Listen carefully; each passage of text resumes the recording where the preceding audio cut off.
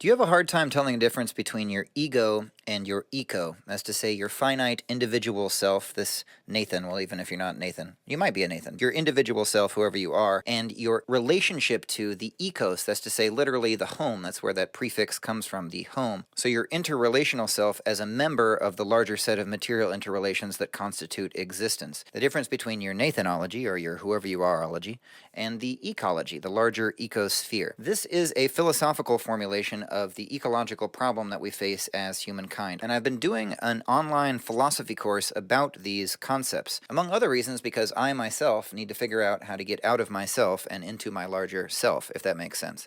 This is essentially a course that looks at the history of philosophy through the lens of ecological crisis and ecological action. We're constantly inundated with this notion that the world is about to end, which is a very interesting psychological condition to be put in. We are being asked to face this notion that life as we know it is about to radically change by virtue of climate change, and we can either accept that or we can reject it and say that actually there's a different picture of things than the information that we're given would lead us to believe, or we can say, okay, I do accept that that crisis exists. What is the way for me to live out my values in relation to that factical reality if I accept it as fact? Can I articulate what my values are? To articulate for yourself what you think is actually going on here. What is the ultimate reality? Which I know seems preposterous because that's an unanswerable question. Why are we here? What is going on? But human beings are called to do this. We have language. And not only do we have language, but we also have technology. And sometimes that technology apparently can get us into a place where we threaten the very material substratum, the planet itself, or our relationship to the planet itself